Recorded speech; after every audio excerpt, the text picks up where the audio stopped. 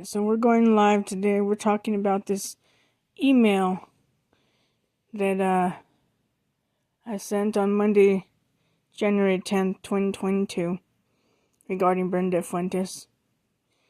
And here it is, Caitlin Eicher's acting constituent affairs manager. Do you notice how they changed their job title when they don't want to deal with nothing?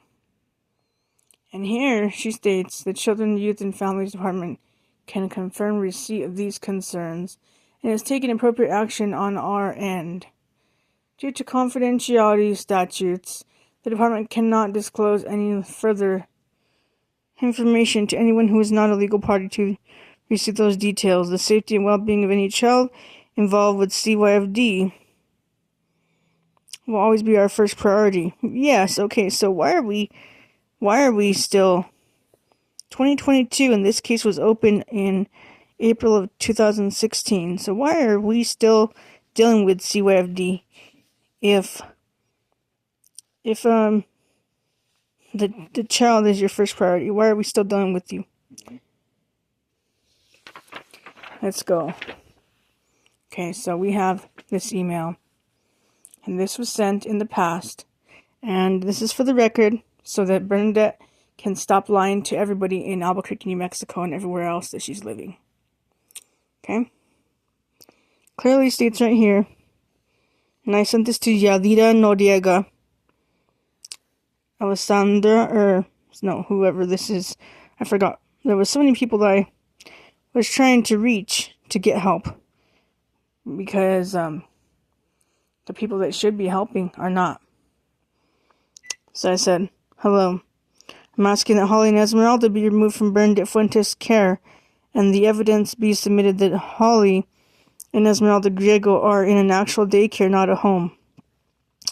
Bernadette has in the past, as a placement, allowed Esmeralda to suffocate Holly, and refused to show me the video she had of it, and refused to report it to CYFD, which shows that she cannot take care of my children and keep them safe. This is why Mark suffocated Esmeralda while a CYFD safety plan was in place, because he knows there was no consequences for Bernadette Fuentes allowing it in her home. She wasn't asked to take a domestic violence or anger management class or a parenting class, and neither was Mark. And there was no proof of it for either one of them. And there still is no proof.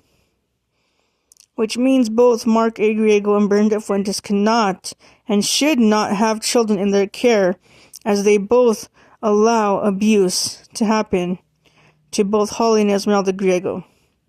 Bernadette Fuentes takes care of Mark Anthony Griego Jr., and he receives DD waiver under her care. Whether she wants to admit it or not, I have the proof to show of all the receipts that Irene sent me. I can put those in a video and show the public. She has left him alone with her granddaughter Estrella, and did it again in August of last year. When we stayed in the home, she allowed us in just to come and kick us out. I'm assuming she was following CYFD orders, because after she kicked us out, she told Dave, my boyfriend, that she hopes my kids go back to foster care. Only someone who is participating in racketeering would make that kind of comment after leaving animals in the backyard of the home, tied up and without food. That is neglectful of an adult and a child, because her granddaughter is 15 and cannot make decisions regarding Mark Jr.'s seizures or health care. He has an autism disability and other disabilities that put him at risk in her care due to her not being able to keep a consistent medication schedule for Mark, whom has drop seizures. These drop seizures I'm talking about is where his head starts dropping and he could possibly bite his tongue. Irene made it very clear to Bernadette that if she could not handle him, that she needed to let her know before she passed away. And she assured Irene that she could handle him.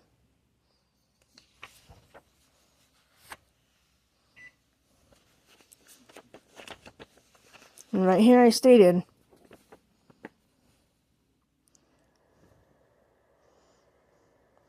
Bernadette cannot care for my children and another disabled adult. Bernadette assisted Isacc G. Casas in kidnapping my children from me and causing more trauma to me and my children and my boyfriend David Chavez.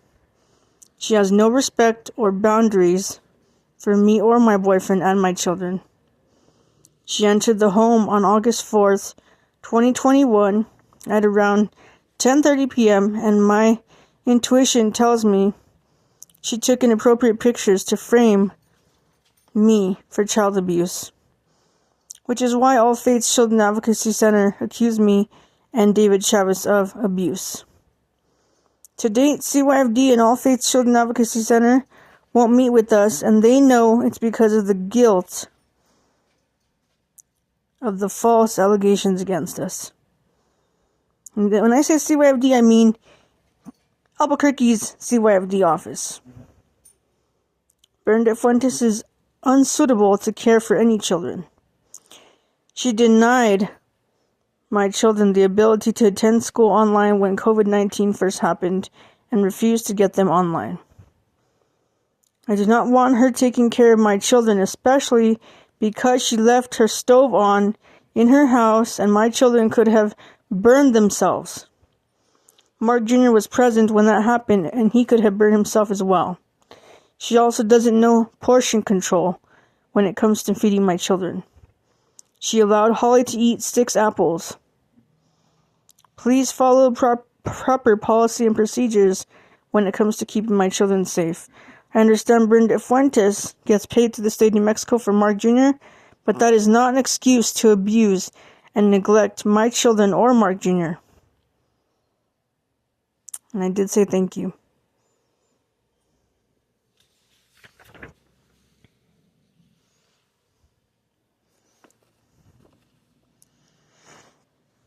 My email continues.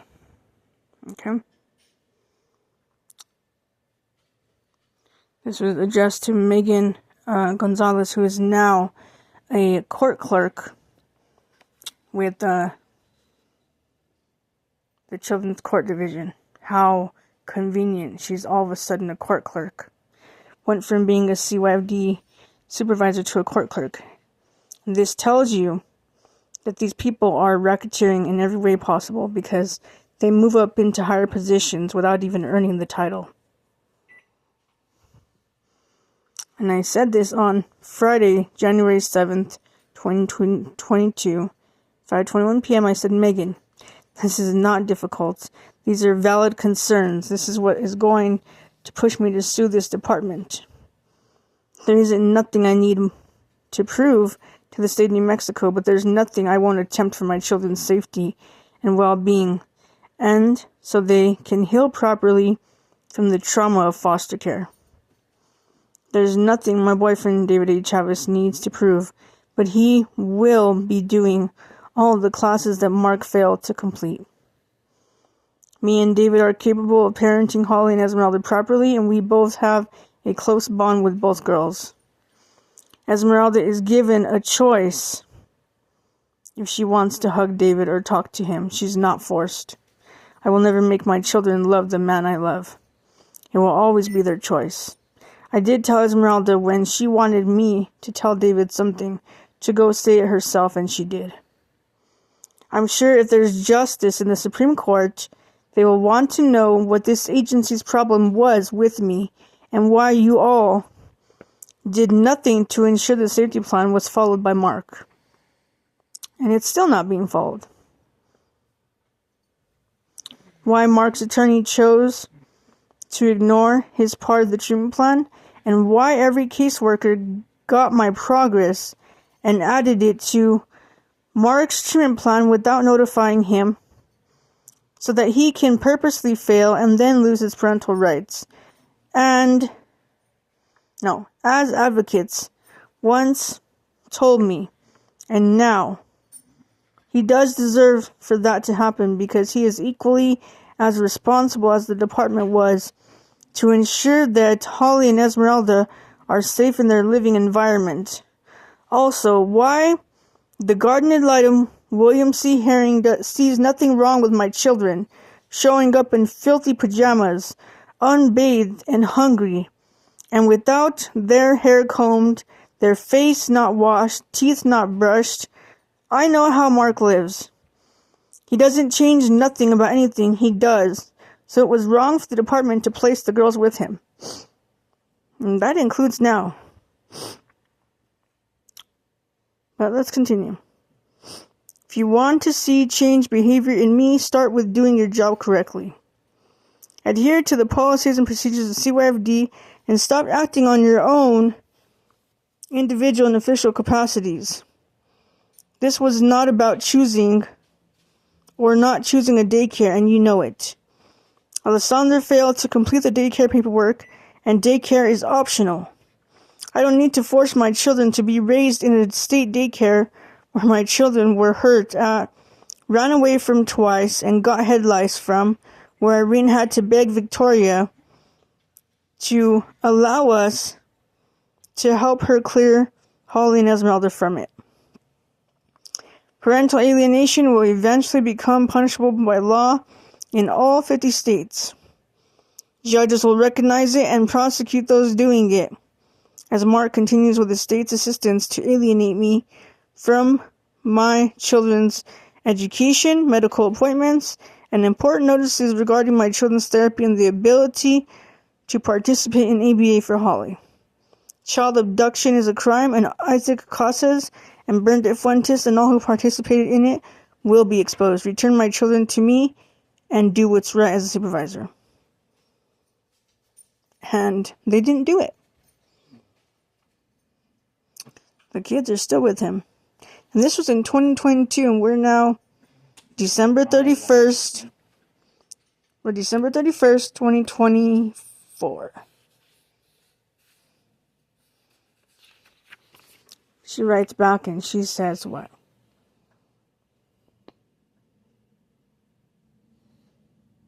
No, this is about Bernadette.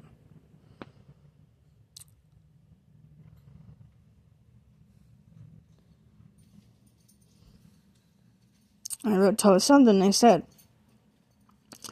stop dismissing my valid concerns regarding my children. This is recent. Holly showed up to visit like this. It is not okay for any child to show up with an injury. Remove yourself from my case. You are not following policies and procedures regarding my children. What college gave you your social worker certification? I'd really like to know. To date, there is none. Because her dad is a police officer, and that's why she's gotten a free pass. But let's continue. I'm asking because you don't know how to keep children safe at all and never have any concerns regarding my children. That's because you didn't bring these children into this world.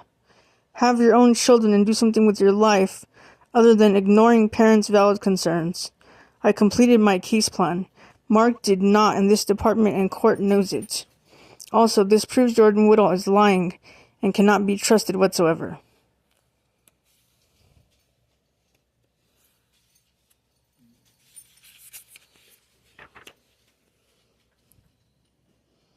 I've learned to decipher the language of liars. You can tell just by how they're talking to you. The emails they're sending. And here's the picture of Holly's face.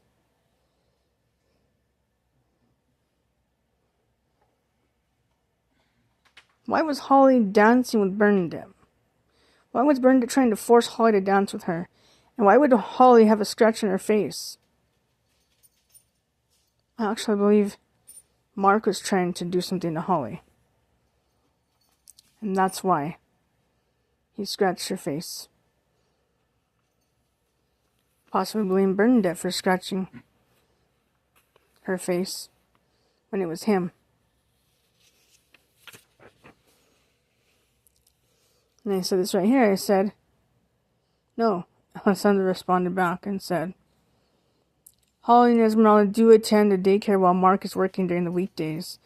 Please let me know if you are willing to let me assess your home and any personnel over the age of 18 who are in the home so we can productively move forward. Also, please let me know if you are willing to participate in any services, and I am happy to make a referral. Just to let you know about this, if you look at this, and you pay attention to the most recent document where they said, Casey clearly said that she was not using my previous case, which she knows she's such a liar. Clearly says it right here from Alessandra. Holly and Esmeralda do attend a daycare while Mark is working during the weekdays. So why aren't they attending one now? Yeah. And why isn't he working during the weekdays? Actual job. Actual income. Because he knows he can go to work. Just like he can sit at home and play video games. Yeah.